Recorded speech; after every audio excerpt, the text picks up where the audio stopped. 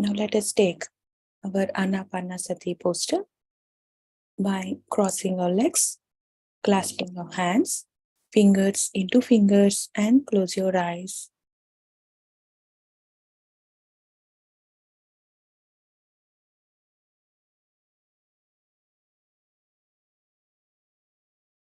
Now,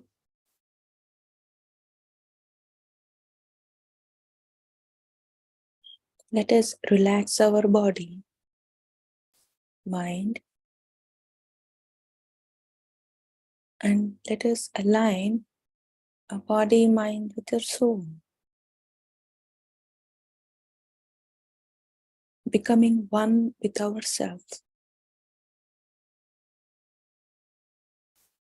thinking that we are not the body. When body is not ours, even the physical mind thoughts is also not ours.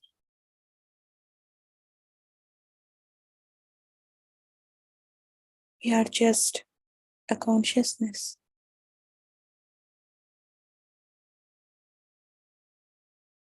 Now just to make relax our body, let us take 3 long and deep breaths.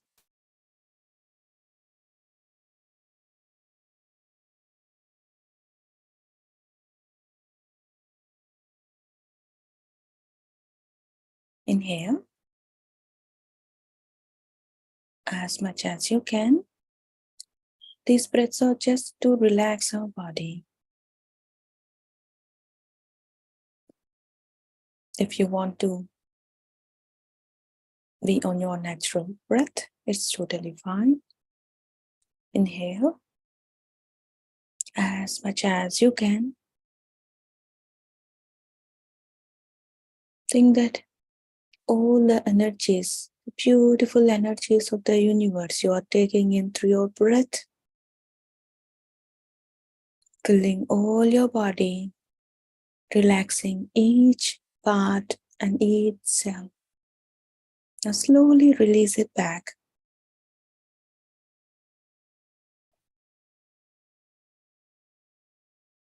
2. Inhale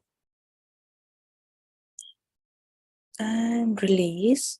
So when you release all the stress, anxieties, worries, if you have any, through your breath.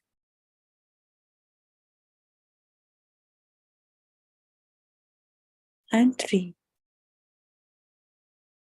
Inhale, slowly exhale.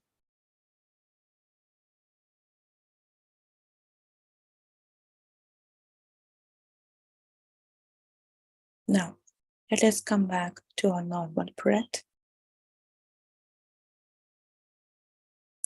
Check each part of your body, whether it is relaxed completely or not. Starting from your foot, knees, slowly release it, relax it. Release all the stress in that area. Thighs, your stomach, shoulders are down. Your back, the spine, side muscles, neck straight and head straight. And we have taken our posture. We are not going to hold our fingers too tight. Now relax your face muscles, the forehead, center of your eyebrows.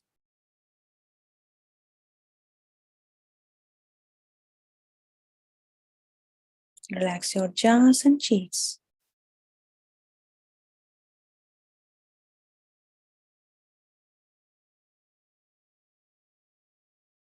Now,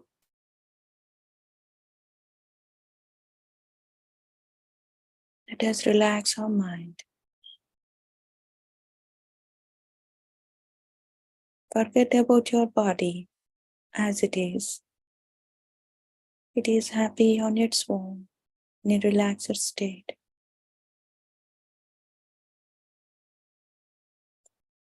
Let us not think about anything. Give energies to our thoughts.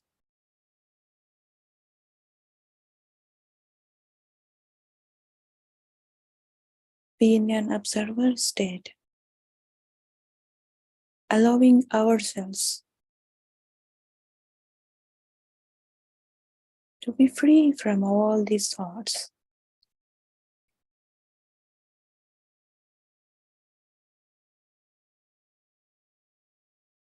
Imagine each thought as a passing cloud. If any thought disturbs you, acknowledge it and come back. Observe your breath.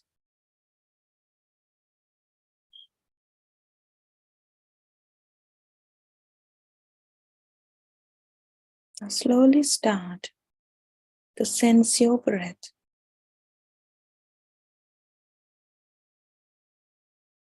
Remember, relaxed breath means relaxed mind. That our breath is soft, tranquil, and relaxed.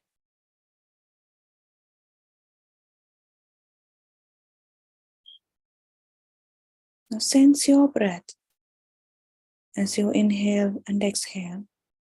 Feel the airflow, a slight little sensation of air. And when you exhale, feel near the nostrils and the upper lip.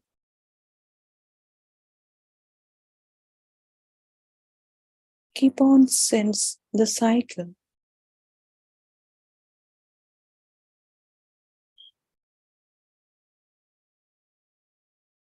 Feel great about the process, the gift the universe has given us.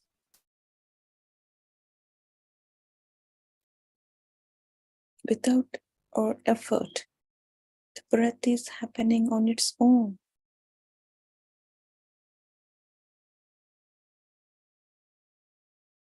And here we're not taking any conscious breaths, masters. Whatever it's happening, we are observing that. This is how we observe, being in an observer state, not involving in our own activities.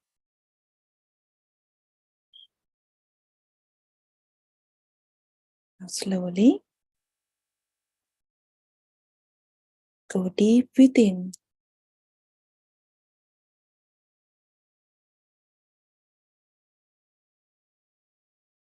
As much as you can. And connect with our own consciousness, with our true self.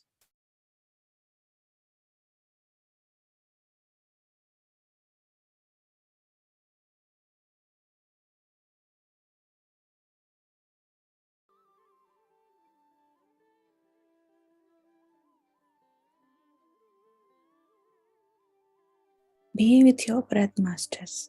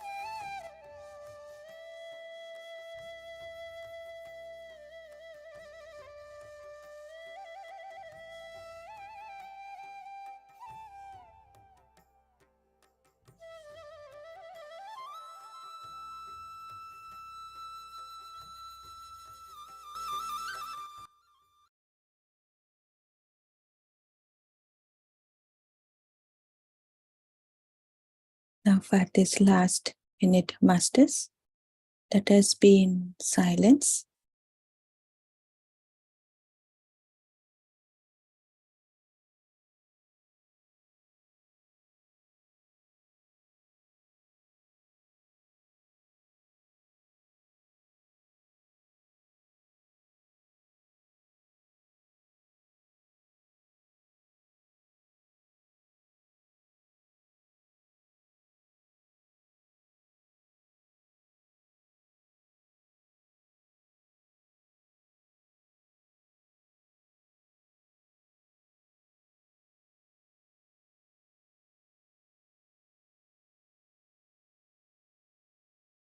Now,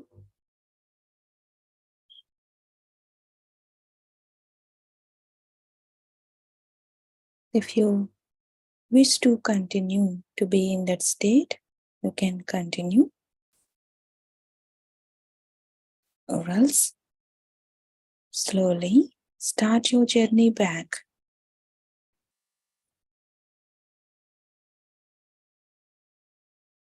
Give yourself time. Slowly bring your awareness to your surroundings, the place you sat, your body,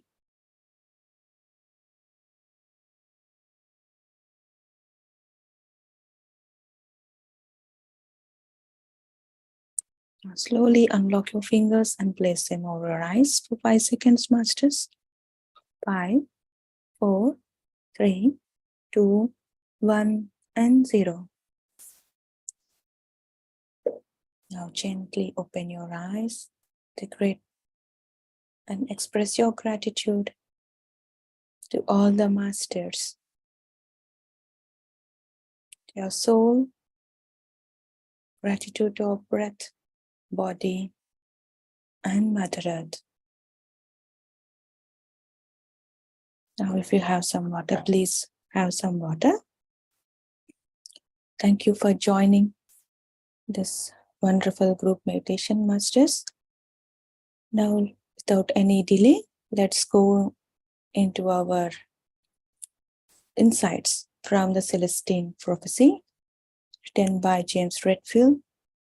Last week, we have discussed about the first insight, and in a brief, the storyline goes like this: that James himself leads a leading role, and how we got to know how he met Charlene after 6 years, and how he got to know about manuscript and the incident that happened at a restaurant, that someone has stolen her briefcase, and later on she explained about the first insight is all about being aware of the coincidences happening with us in our life, and how then she left to her journey, and also she said how she got to know about the manuscript through a priest in Peru. So this is how the first insight is about, and the storyline. And slowly James started to think about the manuscript, and they decided to stay in contact with each other, the Charlene and James. Then later on, Charlene, James went back to his house, came back, and thinking about all the coincidences and about the manuscript, and he fell and he slipped into sleep. And the dream, we stopped in last session about his dream. Now, the next morning, he woke up suddenly with a dream, still fresh in his mind. For a minute or two, he stared at the bedroom ceiling, remembering it fully. So he knew his dream very well. He's very clear with his dream. So let us listen his dream in his words. Now, just to experience his dream, just close your eyes, masters, and listen to what we experienced through his dream. I had been making my way through a forest, searching for something. The forest was large and exceptionally beautiful. In my quest, I found myself in a number of situations in which I felt totally lost and bewildered, unable to decide how to proceed. Incredibly, at each of these moments, a person would appear out of nowhere, as though my design to clarify where I needed to go next. I never became aware of the object of my search, but the dream had left me feeling incredibly upbeat and confident. So this is all about his dream. And he resides near a lake, his grandfather's house. So the lake rested in a deep valley where three mountain ridges converged, a perfect lakeside discovered by his grandfather in his youth.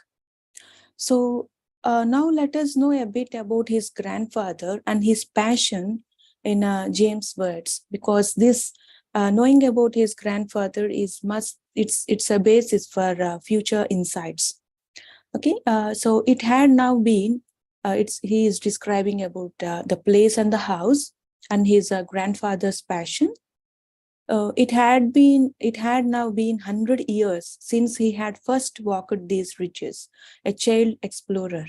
He's growing up in a world that was still wild with Cogger and Boer and Creek Indians that lived in primitive cabins up the North Ridge.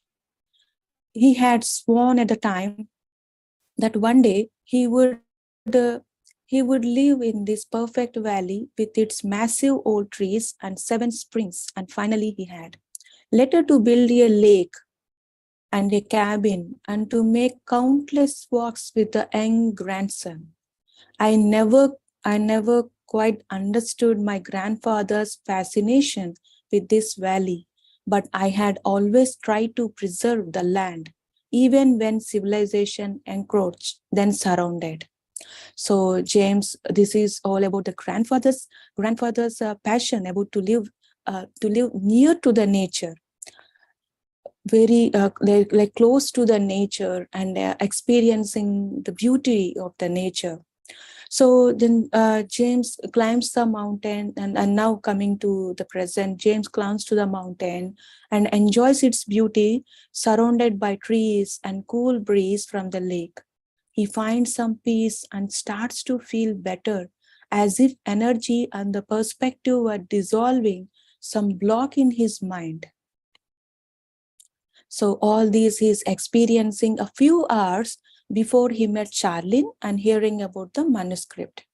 So actually he is looking for some change in his life, isolating from the outer world. So he was hiding out in these hills, feeling totally disenchanted with his life. So when out of the blue, Charlene shows up and explains the cause of his restlessness, quoting some old manuscript that promises the secret of human existence. So Charlene's arrival was exactly the sort of coincidence for him, of which the manuscript she spoke, one that seemed too unlikely to be a mere chance event. So then he started to question himself. Could this ancient document be correct? Have we been slowly building, in spite of our denial, and a critical mass of people conscious of these coincidences? Were humans now in a position to understand this phenomenon and thus finally to understand the purpose behind itself, behind life itself? So what is new understanding be? Would the remaining insights in the manuscript tell us, as the priest has said? So there are so many questions in his mind. So he felt this manuscript gives new direction in his life as he started to get interest on it. So again, his mind is clouded with questions. The question was what to do now? How could remain here, or I could remain here, or I could find a way to explore further. So the question of danger entered in his mind. So after these questions, and again he felt some danger because uh, that who had stolen Charlene's briefcase? Was it someone working to suppress the manuscript? How could I know? So all these questions has clouded his mind, because we know in the first session, in the first insight, that Charlene's briefcase is stolen. So then who stolen that briefcase? Who has?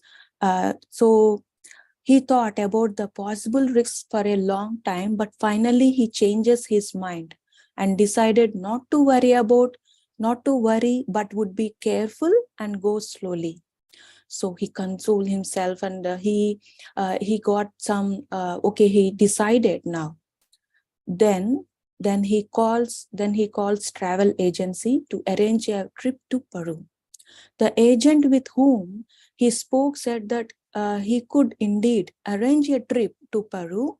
In fact, by chance, there was a cancellation and he could fill a flight with reservations already confirmed at a hotel in Lima, and all he could give at a discount. But there is a condition here that he has to arrive in 3 hours, just in 3 hours. So all he has to pack everything. And now when the call ended with the travel agency, so soon James he he packed everything in a hurry. He packs all his belongings and somehow catches flight with much tense. So imagine just in a 3 hours. And also here, it's also a coincidence. How could a last minute, just before 3 hours, he has a cancellation of one of the passenger has canceled the flight, and he took that place. And this is also a coincidence, right? And now we will enter into the second chapter, the second insight, the longer now. The longer now is a second chapter, masters. So in that flight, he came across a person aged 45 years who was having a conversation about manuscript with the flight attendant. And this is one other coincidence. The flight attendant, James was amazed to hear about manuscript from that person. So he introduces himself to that person and explains how he got to know about manuscript. The other person introduces himself as Wayne Dobson, as assistant professor of history from New York University. So Dobson says that he only know 2 parts of manuscript, only 2 insights. Then Dobson said, after a rumor, and how he got to know about the manuscript. So he says that after a rumor about the manuscript prompted a short trip to Peru 3 weeks ago. So once I arrived in Peru, I means here Dobson. So he met a couple of people who confirmed the manuscript's existence. It seemed sacred to death to talk, seemed scared to death to talk much about it. So they said that the government had gone a little loco and was making physical threats against anyone who had copies or dispersed information. So, but later a waiter at the hotel told Dobson about a priest who often spoke about the manuscript. So the waiter said the priest was trying to fight the government's effort to suppress the artifact. So Dobson thought to meet the priest. So Dobson says to James, I could not find him. The house was locked up and looked so deserted. So he goes at the backside of the house and he sees the door open at the backside, and he says the house was so deserted and everywhere there were so many papers. And here the twist is that the same priest who Charlene has scheduled to meet. This is the same priest who Dobson also wanted to meet. And he is missing. And to remember that Charlene also said that when she scheduled a meeting with the priest, and she didn't get a chance, and the house was as deserted as the Dobson saw. So James looked so surprised and felt tense after hearing this. So then Dobson says he found translations of manuscript at priest house. He studied it and left those papers with his friend. So there's some translations, but those are not the actual manuscript. Then Dobson questions James whether he understood about the first insight properly. Because unless we understand the first insight, we couldn't able to reach to the second insight, can't understand, because all these insights are so very much connected, masters. So then James says, I guess the first insight is an awareness of the mysteries, occurrences that change one's life. the feeling that some other process is operating. So, doubting about James' understanding, Dobson says that even though we occasionally have the clear insight that something more is going in life, our habitual way of thinking is to consider such ideas unknowledgeable and then to shrug off the awareness altogether. That is why the second insight is necessary. Once we see the historical background to our awareness, it seems more valid. Dobson further explains, believe me, I say this as one who has spent a lot of years studying and teaching history in a wrong way. I used to focus solely on the technological accomplishments of civilization and the great men who brought about this progress. Then James questions, what is wrong in this approach? So Dobson says, nothing as far as it goes. But what is really important is the worldview of each historical period, what the people were feeling and thinking. It took me a long time to understand that history is supposed to provide a knowledge of the longer context within which our lives takes place. History is not just the evolution of technology, it is the evolution of thought. By understanding the reality of the people who came before us, we can see why we look at the world the way we do and what our contribution is towards further progress. We can pinpoint where we come in, so to speak, in the longer development of civilization, and that gives us a sense of where we are going. The whole essence of Dobson's explanation is that we have forgotten the truth behind our existence, masters. So now let us go to our past. Now close your eyes and try to relive in the past. Okay, let us relive in the past as an ancestor's time. So let us put ourselves in the place of our ancestors and see how we were preoccupied with misbeliefs and myths about God. Actually, God is nothing but the truth, isn't it? So we believed in the words shared by the religious heads. Slowly, it got changed according to some people's popularity or hierarchy. Then slowly started to change our existence, and we had become preoccupied with a new secular purpose, one of settling into the world, of making ourselves more comfortable. So we discovered that metallic ores could be melted down and fashioned into all kinds of gadgets. We invented sources of power, first steam, then gas, then electricity and fission. We systemized farming and mass production, and now commanded huge stores of material goods and vast networks of distribution. And we have decided to create a more comfortable and pleasurable life for ourselves and our children. And in a mere 400 years of our preoccupation, had created a human world where all the comforts of life could now be produced. The problem was that our focused, obsessive drive to conquer nature and make ourselves more comfortable had left the natural systems of the planet polluted and on the verge of collapse.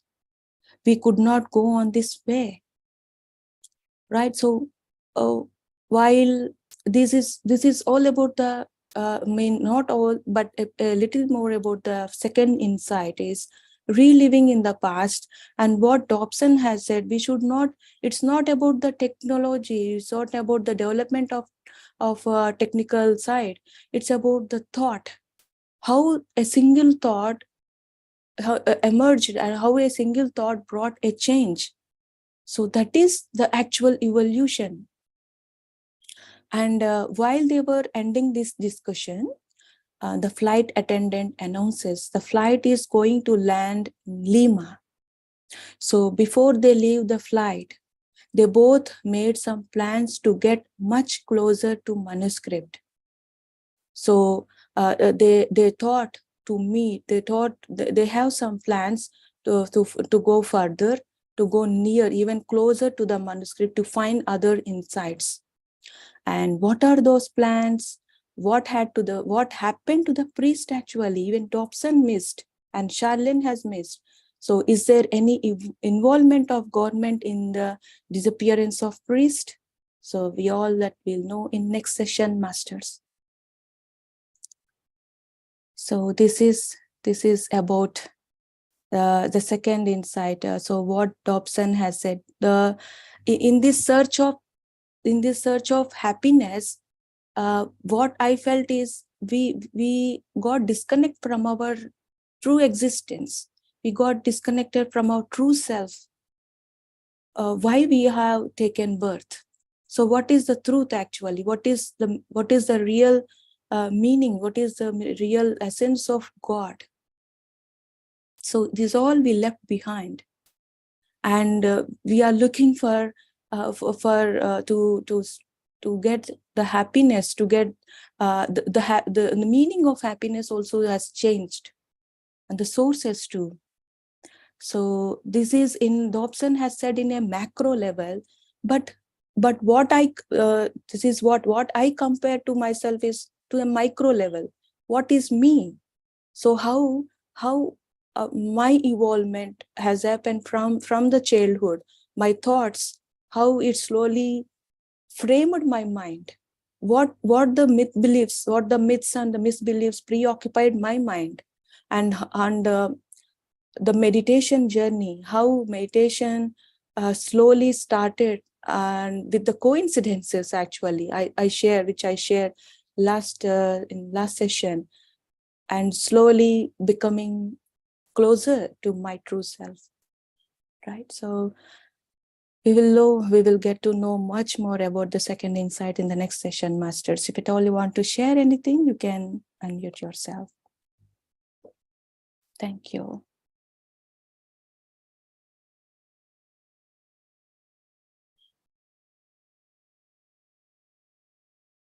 Thank you, Nandini ji. Good message. Okay. Then think about the insights one by one. Sit with the insights, and please go through the book. We also have the movie Celestine Prophecy. But yes, do I even watch that movie? But more than I enjoyed reading book. But it helped, the movie helped a bit to connect with the insights. Thank you, India ji. Thank you, everyone. So let us end the session then.